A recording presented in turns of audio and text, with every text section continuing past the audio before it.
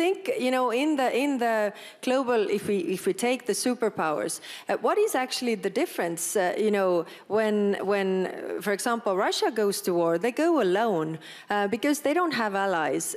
When America goes to wars, then a lot of us go with you, and we lose our people on the way. So that means that you also need us in your, to be this superpower. Because if you look at the bigger picture, I mean, in terms of economic might, China is a very, very powerful country.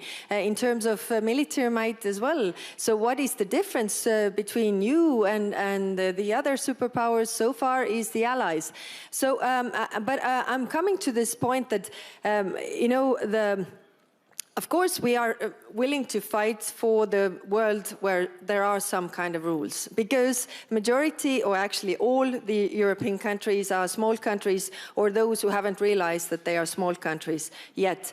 But we are small countries, so we need rules-based order. And it is clear that the current rules-based order, it has been put in place after the Second World War, considering all what was happening there, what were the powers fighting then, and it doesn't serve the world right now. But what serves the world is, the rules really that are, protecting everybody, so that nobody is above the law. And I think that is the difference. That we actually want partnerships that are based on dignity, where we actually listen to the other party and we care also what the other countries are thinking about. So it's not like we make decisions in this Board of Peace Charter, for example, that you don't have to actually take into account anybody who is on that organization, because one person can make the decisions. And that is, I think, the difference how we see the world.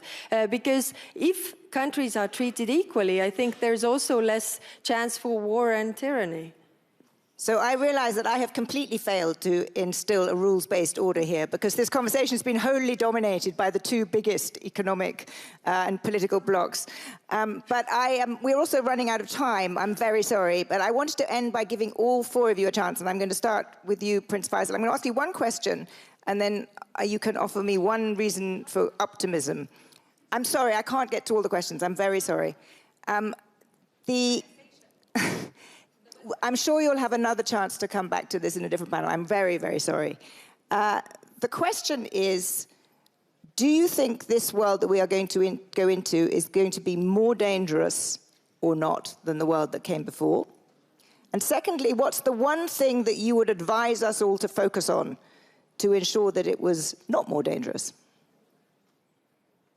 I think in the interim, yes, just because we are in a transition period between the system that was and the system that probably will be.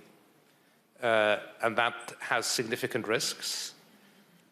I think economic disparity and inequality, especially as will be created by technological advancements, are a significant risk factor that are also going to impact us, but that over time may actually deliver significant benefits after a period of dislocation.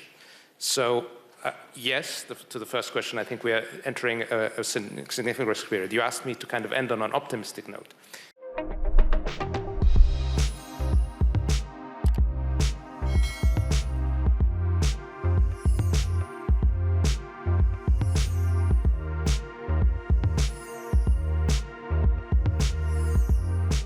Times of India videos, your daily dose of India and the world.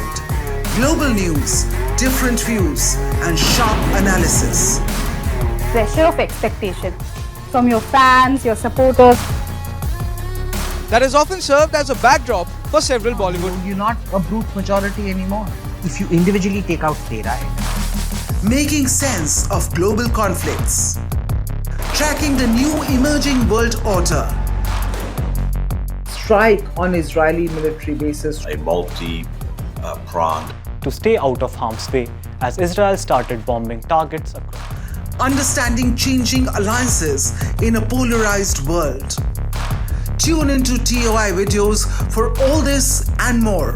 Click on the bell icon to subscribe and never miss an update.